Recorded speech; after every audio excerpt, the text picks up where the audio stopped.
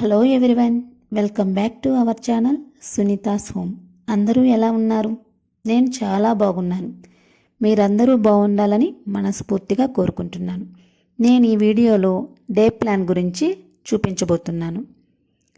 అంట్లు షింక్ నిండా అయ్యేంత వరకు కాకుండా ఏ పూటకు ఆ పూట అన్నట్టుగా ఎప్పటికప్పుడు క్లీన్ చేసుకుంటూ ఉండడం మంచిది.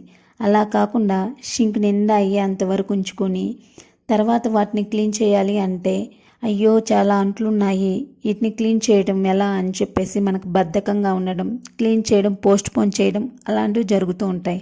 సో ఏ పూటవి ఆ పూట అంట్లు క్లీన్ చేసుకున్న వెంటనే షింక్ను కూడా మనము నీట్గా క్లీన్ చేసుకుంటే ఎలాంటి జెమ్స్ అనేవి షింక్ దగ్గర ఉండకుండా ఉంటాయి. అలాగే కౌంటర్ టాప్ని ఎప్పటికప్పుడు నీట్గా క్లీన్ చేసుకుంటూ ఉండాలి. అలా చేసుకున్నట్లయితే మనకి ఏదైనా పని చేసుకోవాలి అని వచ్చినప్పుడు, కుకింగ్ చేయాలి అని వచ్చినప్పుడు మనకి మనసు ప్రశాంతంగా ఉండి పీస్ఫుల్గా మనము కుకింగ్ చేసుకోవచ్చు. ఈరోజు పోపుల డబ్బాలో నేను అన్నీ నింపుతున్నాను. పోపుల డబ్బాలో అన్నీ ఖాళీ అయిపోయాయి. నీట్గా వాష్ చేసుకొని వాటికి డబ్బాల్లో పెట్టేసుకొని వేసుకుంటున్నాను. నేనైతే పచ్చెనగపప్పుని, గుండు మినపప్పుని ముందుగా వాష్ చేసుకుని ఎండ పెట్టుకున్న తర్వాత వాటిని నేను పోపుల డబ్బాలో వేసుకుంటాను. ఎందుకంటే వాటిల్లో కెమికల్స్ని యాడ్ చేస్తుంటారు కాబట్టి నేను క్లీన్ చేసుకొని వాటిని పోపుల డబ్బాలో పోసి పెట్టుకుంటాను. కారం కూడా కొంచెం కారంలో ఉప్పేసి దాన్ని ఒక డబ్బాలో పెట్టేసి దాన్ని ఫ్రిడ్జ్లో పెట్టినట్టయితే పురుగు పట్టకుండా ఎక్కువ రోజులు అలాగే స్టోర్ ఉంటుందన్నమాట.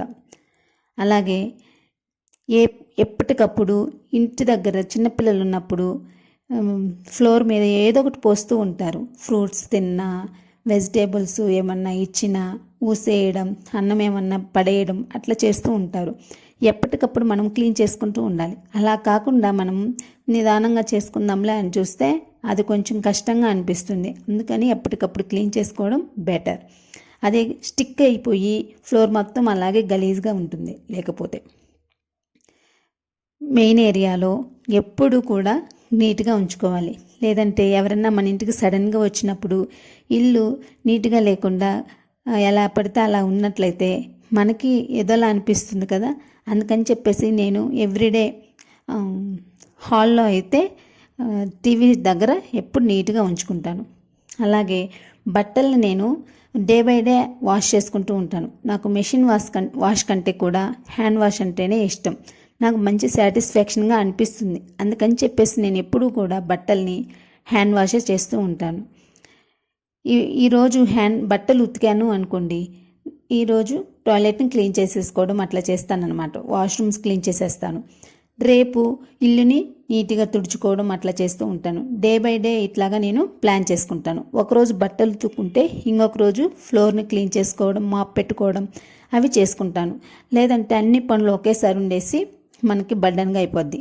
అలాగే ఆరిపోయిన తర్వాత బట్టల్ని తీసుకొచ్చిన వెంటనే ఫోల్డ్ చేసి స్టోరేజ్ బాక్స్లో కానీ లేదా కబోర్డ్లో కానీ పెట్టేసుకుంటే నీట్గా ఉంటుంది చూడడానికి ఇల్లు కూడా. నేను ఇట్లాగా బట్టలు ఉతికిన వెంటనే ఆరిపోయిన తర్వాత మడతేసి పెట్టేస్తానన్నమాట. చిన్నపిల్లలు ఉన్నప్పుడు ఎప్పుడు చెత్త ఎలా వస్తుందో ఏమో అస్సలు అర్థం కాదు. ఒకటికి 3-4 సార్లు రోజుకి చిమ్ముతూ ఉన్నా సరే, ఊడుస్తూ ఉన్నా సరే చెత్త వస్తూనే ఉంటుంది. ఇట్లాగా పిల్లలు ఆ టాయ్స్ తోటి ఆడుకొని బొమ్మలు ఎక్కడంటే అక్కడ పడేసి అలా చెత్తగా చేస్తుంటారు. అందుకని చెప్పేసి డేకి ఇలా 3-4 టైమ్స్ క్లీన్ చేయాల్సి వస్తుంది. అలాగే మాప్ అనేది నేను డే బై డే మాప్ పెడుతూ ఉంటానన్నమాట. లేదంటే పిల్లలు కింద ఫ్లోర్ మీద ఏదో